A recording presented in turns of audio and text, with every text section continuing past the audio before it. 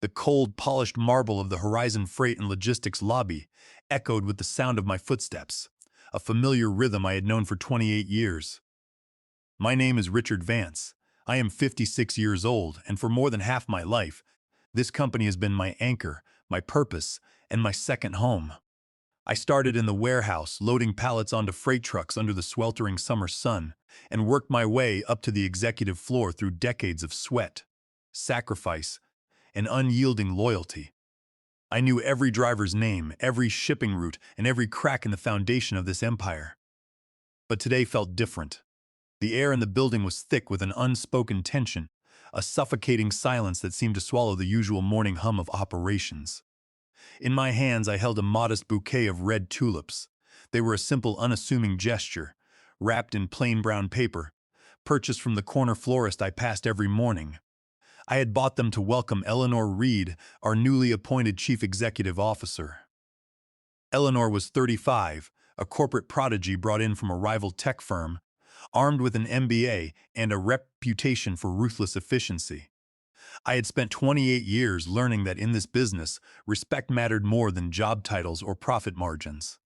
I wanted her first morning to feel like she was joining a family, a cohesive unit built on trust and shared struggle, not just a faceless corporate entity. As I approached the doubled glass doors of the main executive conference room, my reflection caught in the pane. I saw a man who looked every bit his age, graying hair, lines etched around the eyes from years of squinting at spreadsheets and manifestos in dim lighting, but a posture that remained unbroken. I adjusted my tie, took a deep breath, and pushed the doors open. The room was already full. The entire senior leadership team was seated around the expansive mahogany table, their expressions tight, their eyes averted. At the head of the table stood Eleanor Reed. She wore a tailored charcoal suit that looked as unforgiving as her posture. She was adjusting her cuffs, her movements precise and calculated. She didn't look up when I entered. She didn't offer a greeting. She simply let the silence stretch until it became heavy and suffocating. "Good morning, Eleanor," I said, my voice steady, attempting to project a warmth I did not feel. I stepped forward, offering the tulips. "Welcome to Horizon. We're glad to have you." Eleanor finally raised her eyes. They were a pale, icy blue, entirely devoid of warmth. She looked at the tulips as if they were a stain on the immaculate surface of her boardroom table. She didn't reach for them. She didn't smile. "Richard Vance," she said, her voice cutting through the room with the clarity of shattered glass, "your time here is over." The words hung in the air, suspended, refusing to compute in my mind. I stood there, the tulips still trembling slightly in my extended hand. Around the table, two recently promoted vice presidents, men I had trained, men who owed their current positions to my recommendations, sat rigid, their gaze fixed firmly on their notepads. Nobody spoke, nobody moved. "Excuse me," I managed to say, the syllables tasting like ash in my mouth. I waited for the punchline, for the hint of a smirk that would reveal this as an exceptionally tasteless joke. But Eleanor's expression remained perfectly flat. She slid a thick manila envelope across the polished mahogany. It stopped exactly inches from my fingertips. "This is your severance package," she stated, her tone entirely clinical, as if she were discussing a minor accounting discrepancy rather than dismantling a man's life. "Effective immediately, your employment at Horizon Freight and Logistics is terminated. You will clear out your office by noon." My brain struggled to process the sheer audacity of the moment. 28 years. I spent 28 years navigating supply chain disasters, mediating labor disputes, and salvaging multi-million-dollar contracts when the odds were impossible. I had missed my own daughter's graduation to oversee a critical merger. I had sacrificed my youth, my health, and my peace of mind for this company. And now, it was being erased in a single surgical stroke. No acknowledgement of my service, no private conversation. Just a public execution designed to establish her dominance. "On what grounds?" I asked, my voice lowering, a quiet anger beginning to replace the shock. Eleanor leaned forward, her hands resting flat on the table, making sure her voice carried to every corner of the room. "This company is suffocating under the weight of outdated infrastructure and archaic management philosophies. You represent a bygone era, Richard. Horizon must shed its relics if it expects to survive in the modern market. Your departure will serve as our definitive signal of cultural reform. Gasps, barely audible but present, rippled through the room. The humiliation was absolute. I felt every eye on me, not looking at me with the respect I had earned, but with a sickening, helpless pity. My offering of tulips suddenly felt absurd, a foolish, naive gesture from a man who hadn't realized he was walking into his own slaughter. I slowly lowered my hand, setting the flowers on a small side table near the door. Their bright red petals looked garish and out of place in the sterile corporate execution chamber. "You are aware," I said, keeping my voice dangerously level, "that terminating a senior executive with zero cause, alongside the departmental restructuring you've hinted at, skirts dangerously close to violating the Warren Act regarding mass layoffs and abrupt structural terminations. Not to mention the blatant disregard for basic human decency." Eleanor offered a thin, patronizing smile. "I am perfectly aware of the law, Richard. Our legal team has ensured everything is airtight. Now, unless you want security to escort you out, I suggest you take your envelope and leave. We have actual work to do." I looked at the envelope. My fingers brushed against the fabric of my suit pocket, feeling the solid, reassuring weight of the silver pen I kept there. It was a custom-engraved fountain pen, a gift presented to me on my 25th anniversary with the company. My name was etched into the sterling silver, gleaming faintly even through the fabric. I clenched my jaw, grounding myself against the tidal wave of humiliation and rising fury. But as I looked at Eleanor, standing there in her arrogant triumph, a profound sense of calm suddenly washed over me.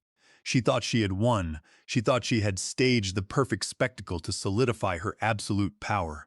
She believed she had reduced a 28-year legacy to a pile of discarded tulips and a manila envelope. What Eleanor Reed didn't know, what absolutely nobody in that room knew, was that her grand display of power was entirely meaningless. Because exactly 72 hours earlier, I had signed a set of legally binding documents that made me the majority owner of the very company she thought she was taking over. The story of how I came to own Horizon Freight and Logistics began 3 days before this humiliating board meeting on a quiet, unremarkable Sunday evening.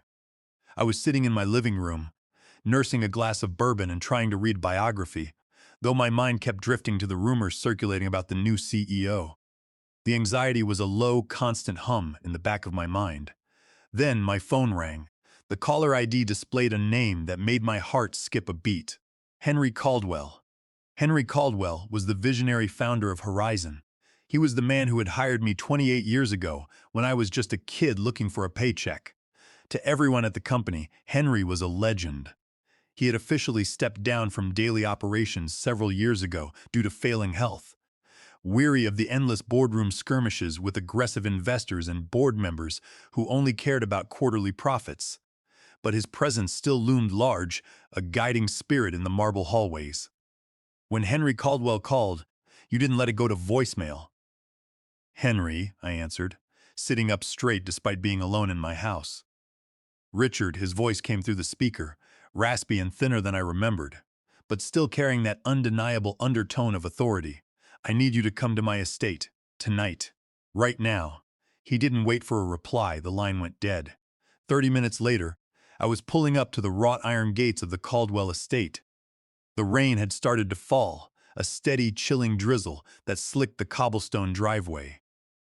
I was ushered into Henry's private study by his housekeeper. The room smelled of old paper, leather bindings, and a faint hint of medical antiseptic that betrayed his declining health. Henry was seated in a high-backed leather armchair near a roaring fireplace. He looked frail, his skin pale and thin like parchment, but his eyes, those sharp, calculating eyes that had built a logistics empire from a single delivery truck, burned with an intense, familiar fire. On the heavy oak desk beside him sat a thick stack of legal documents. "Sit down, Richard," he instructed, gesturing to the chair opposite him. I sat, the leather creaking softly in the quiet room. "Henry, what's going on? You sounded urgent on the phone." Henry leaned forward, resting his hands on the cane he now needed for support. "I don't have much time left, Richard. The doctors are giving me months, maybe less. And in my absence, the board has lost its mind. They've brought in this Eleanor Reed woman. I've seen her playbook.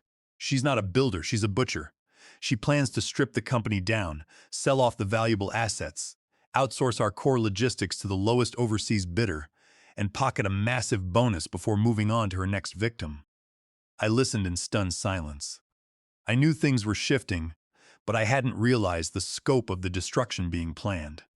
They think because I'm old and sick, I'm oblivious, Henry continued, a bitter edge to his voice. They've even tried to manipulate my medical directives, trying to push through decisions while claiming I'm not of sound mind. It borders on California Welfare and Institutions Code Section 15610-1030. Elder financial abuse. They are trying to steal my legacy out from under me, Richard. But I am not dead yet. He reached over to the oak desk and pushed the heavy stack of documents toward me. I still hold 51% of the voting shares in Horizon, Henry said slowly, his eyes locking onto mine. I've spent the last week quietly structuring a total transfer of my ownership. I am selling my entire controlling stake, and I am selling it to you. The words hit me like a physical blow. I stared at the documents, then back at Henry, entirely certain I had misheard him. Henry, I can't afford a controlling stake in Horizon. The valuation is in the hundreds of millions. A faint, ghostly smile touched Henry's lips. We have structured a seller-financed buyout, tied to the future dividends of the company. The legal framework is airtight. You won't pay a dime out of pocket today, but you will take on the absolute burden of protecting this company. The board thinks they have me cornered. They think Eleanor Reed is going to walk in there and gut my life's work. I need someone who understands the soul of this company to stop them. He reached into his breast pocket and pulled out a stunning, heavy silver fountain pen. He held it out to me. This is the pen I used to sign the original Articles of Incorporation for Horizon. I want you to use it now. Sign these papers, Richard.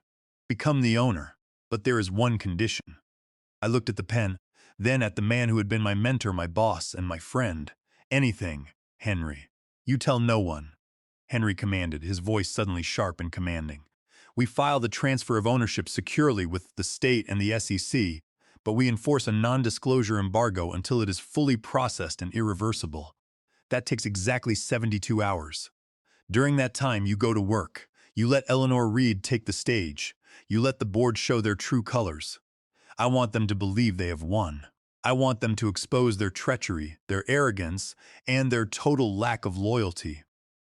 And when they have committed themselves entirely, when they have crossed the line of no return, Henry's eyes flashed with a brilliant, vindictive light. Then, Richard, then you take everything from them.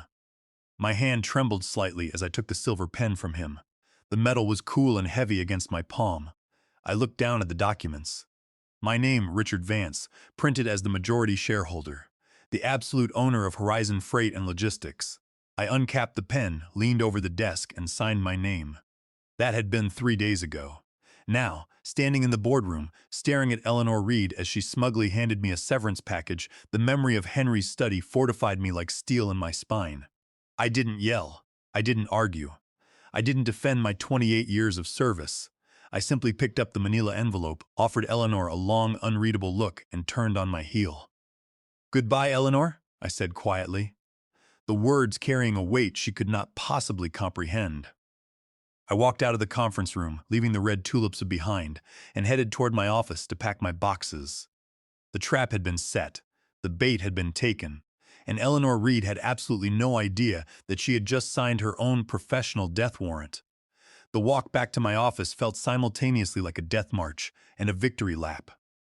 The hallway, usually bustling with the chaotic energy of logistics coordinators and analysts, was eerily quiet. Word had already spread. In a company like Horizon, news of a senior executive's public termination traveled faster than the high-speed rail lines we managed. As I passed the glass-walled cubicles, colleagues averted their eyes. Some pretended to be engrossed in their monitors, typing furiously without actually writing anything, while others stared down at their coffee cups with expressions of helpless pity. They didn't know what to say. How do you offer condolences to a man who had built the very walls they were sitting within? When I reached my office, I found a stack of flattened cardboard boxes already waiting by my desk. Eleanor wasted no time. I began the methodical process of erasing my 28 years of existence from the room. I packed the framed photographs of my late wife, the Crystal Awards recognizing consecutive years of record-breaking operational efficiency, and the worn leather binder containing the original routing schematics I had drawn up by hand in my first year. Every item held a memory, a testament to the blood and sweat I had poured into Horizon. My phone buzzed on the desk, a sharp vibration that shattered the quiet nostalgia. I glanced at the screen. It was a secure, encrypted text message from Julian Pierce, the head of compliance, and one of the few men at Horizon, whose loyalty to Henry Caldwell rivaled my own. Julian had been in the boardroom. Check your personal email immediately. The message read. She slipped up. Big time. I left the boxes and logged into my secure personal email on my phone. There was an audio file attached to a message from Julian. I plugged in my earphones and hit play. The recording was from a private meeting Eleanor had held with two of her imported executives just an hour before she fired me. The audio was slightly muffled, likely recorded covertly on Julian's phone in his pocket, but her cold, patrician voice was unmistakable. We need to expedite the structural dismantling before Caldwell actually dies and his estate complicates the asset liquidation, Eleanor was saying. I don't care about the board's hesitation. I've already drafted the revised executive structures. Yes, I had to backdate a few of the committee approval signatures to make it look like this was in the works for months. But the legal team won't look too closely if the profits spike. My blood ran cold. Backdating committee's signature that wasn't just aggressive corporate strategy, that was a direct violation of California Penal Code Section 470. Force. She was falsifying corporate documents to bypass the board's oversight and execute her hostile restructuring. What about Vance? A male voice asked.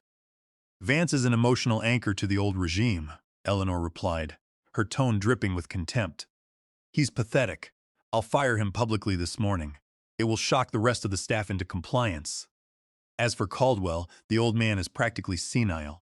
I've already instructed our legal counsel to file motions challenging his medical competency. If we can prove he's unfit, we can freeze his assets and bypass his voting shares entirely. It's a classic squeeze play. A little aggressive, perhaps bordering on a breach of fiduciary duty if anyone looks too close, but nobody will. They're all too scared of losing their own jobs. I pulled the earphones out, my hands trembling. Not from fear, but from a profound, terrifying rage. She wasn't just dismantling the company. She was attempting to systematically destroy Henry Caldwell's dignity in his final days, executing a textbook case of elder financial abuse, wrapped in corporate legalese. She was committing forgery, violating her fiduciary duty and arrogantly assuming that her title made her untouchable. She had no idea that her title was a ghost. I finished packing my boxes, leaving the office completely bare, a sterile cube devoid of my history. I carried the boxes down to my car, walking past the security guards who looked at me with sympathetic eyes. I drove home, not in defeat but in preparation. The 72-hour embargo on the ownership transfer was set to expire the following morning, precisely at 9 a.m. The next morning, the sky over the city was a brilliant, unforgiving blue. I dressed in my finest suit, a dark navy bespoke wool that I usually reserve for high-stakes contract negotiations. I slid the silver fountain pen into my breast pocket, feeling its reassuring weight against my chest. Today was the day the ghost returned to haunt the halls of Horizon. I arrived at the corporate headquarters at exactly 9:15 a.m. The security guard at the front desk, a young man named Marcus. No, his name was David. Wait, David is forbidden. His name was Elias. Elias looked up, his eyes widening in shock. Mr. Vance? Elias stammered, his hand hovering over the security phone. Sir, my orders are that you aren't permitted in the building. Ms. Reed was very clear. Elias, I said, my voice calm and even. Check the internal registry, the master file. It should have updated 15 minutes ago. Elias hesitated, then typed frantically on his keyboard. His brow furrowed in confusion, then shot up in absolute disbelief. He stared at the screen, then at me, then back at the screen. The system didn't list me as a terminated employee. It listed me under a completely different, highly restricted security clearance. I don't understand, sir, Elias whispered. You don't have to, I smiled gently. Have a good morning, Elias. I bypassed the security gates, which opened seamlessly for me, and took the private executive elevator up to the top floor. The doors parted to reveal the polished marble hallway leading to the main boardroom. Today was the emergency board meeting. Eleanor had called to finalize the ratification of her restructuring plans, the plans built on forged signatures and the assumed incapacitation of Henry Caldwell. I stood outside the heavy mahogany doors, listening to the muffled sounds of Eleanor's voice projecting through the wood. The termination of Richard Vance was a necessary first step, she was saying, her tone brimming with unearned authority. Today, we vote to ratify the liquidation of the regional shipping hubs and the outsourcing of our primary logistics network. This will increase our quarterly margins by 22%. Furthermore, given Mr. Caldwell's unfortunate and rapid cognitive decline, our legal team is preparing the necessary filings to temporarily suspend his voting rights for his own protection. I felt my jaw clench, the sheer audacity, the absolute lack of humanity. Before the board could murmur their agreements, the heavy mahogany door swung open, not by me, but by Eleanor's executive assistant, a nervous woman who rushed into the room, clutching an iPad like it was a live grenade. She looked terrified, her face pale and glistening with sweat. "Mrs. Reed," the assistant interrupted, her voice trembling loudly enough to cut through the heavy silence of the boardroom. "I am so sorry, but you need to see this, immediately." Eleanor glared at her, infuriated by the interruption. "We are in the middle of a vote. Whatever it is, it can wait." "It can't wait," the assistant insisted, her hands shaking as she placed the iPad on the table in front of Eleanor. "The SEC, the state registry, the master ownership files. They just updated across the entire network." Eleanor snatched the iPad, her icy blue eyes scanning the screen. I watched through the crack in the door as the blood physically drained from her face. The haughty, untouchable CEO suddenly looked like a terrified child who had just realized she was standing on a trap door. "This is impossible," Eleanor whispered, her voice losing all its projection. "This is a clerical error, a glitch in the system." "It's not a glitch, Eleanor," I said, pushing the mahogany doors open completely and stepping into the boardroom. The reaction was instantaneous. The board members, men and women who had sat silently while I was humiliated days prior, gasped audibly. Several half stood from their chairs. Julian Pierce, sitting near the back, simply leaned back and offered a microscopic, knowing smile. "Security!" Eleanor shrieked, her composure shattering instantly. "Security! Get this man out of here. He has no authorization to be in this building." "Actually, Eleanor, I have the highest authorization in the building," I said, walking slowly toward the head of the table. I didn't rush. I let every footstep echo against the marble walls, soaking in the profound silence that had fallen over the room. I reached into my breast pocket and withdrew the silver fountain pen, laying it gently on the polished wood in front of me. "As of 9 a.m. this morning, the 72-hour processing embargo concluded," I stated, my voice echoing with absolute authority. "The documents have been fully ratified and recorded by the state and federal regulators. Henry Caldwell has officially transferred his entire 51% controlling stake in Horizon Freight and Logistics. I am now the majority owner of this corporation." Pandemonium erupted. Board members began shouting over one another, demanding explanations, frantically checking their own devices. Eleanor stood frozen, her hands gripping the edges of the table so tightly her knuckles were white. "You're lying," she hissed, though the terror in her eyes betrayed her. "Caldwell is incapacitated. He couldn't legally authorize a transfer." "Henry Caldwell's mind is sharper than yours will ever be," I countered, my voice cutting through the noise and silencing the room again. "The transfer was executed with 3 independent legal witnesses and a certified medical competency evaluation conducted hours before he signed the papers. It is airtight, Eleanor, and it means that every single action you have taken in the last 72 hours, including my termination, is legally classified as void ab initio. Void from the beginning. You never had the authority to fire me, because I was already your boss." Eleanor's mouth opened and closed, struggling to find words. Her entire meticulously crafted plan was disintegrating before her eyes. "But that's not the worst part of your morning, Eleanor," I continued, pulling a small flash drive from my pocket and setting it next to the silver pen. "This drive contains a recording of a private meeting you held just prior to my termination. In it, You explicitly detail backdating committee signatures to force through your restructuring plans. That is a direct violation of California Penal Code. Section 474. You also detail your strategy to fraudulently declare Henry Caldwell medically incompetent to seize his assets, which falls squarely under elder financial abuse regulations. Furthermore, your scheme to utilize proprietary routing algorithms developed by our subsidiary without proper licensing crosses the line into 17 U.S.C. Section 106 patent infringement. The boardroom was so quiet you could hear a pin drop. The board members were staring at Eleanor in absolute horror, realizing the monumental legal liabilities she had just exposed them to. You have committed gross breaches of fiduciary duty, fraud, and forgery, I said, stepping closer to her, my voice dropping to a dangerous whisper that carried across the silence. I have already forwarded this recording, along with the corresponding digital audit trails. Julian Pierce kindly secured for me, to our external legal counsel and the relevant regulatory authorities. Eleanor stumbled backward, hitting the whiteboard behind her. Her confident posture was entirely gone, replaced by a desperate, panicked slouch. Richard, Mr. Vance, please, we can negotiate. I can resign quietly.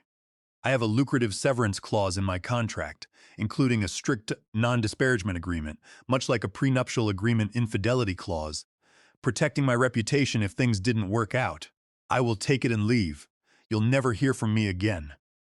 I looked at her, feeling no pity, only the cold satisfaction of justice served. Your contract was drafted under the assumption that you were operating in good faith, I replied, picking up the silver pen and pointing it at her. Fraud nullifies the contract. You aren't getting a severance package, Eleanor. You aren't getting a quiet resignation. You are going to face the full, unmitigated consequences of your actions. I turned to address the terrified board of directors, my voice rising with undeniable command. Eleanor Reed is terminated immediately, with cause for gross misconduct and corporate fraud, I declared. Julian, please ensure security escorts her from the premises and confiscate all company devices. As for the rest of you, the restructuring plans are canceled. Horizon Freight and Logistics remains intact. We will not be outsourcing our people, and we will not abandon the principles that built this company. As security arrived to physically escort a sobbing, ruined Eleanor Reed from the boardroom, I looked down at the silver pen resting in my hand. Henry Caldwell had trusted me to protect his legacy, and I had delivered. I walked over to the CEO's chair at the head of the table, pulled it out, and sat down. Now, I said, looking out at the silent, awestruck room, let's get back to work.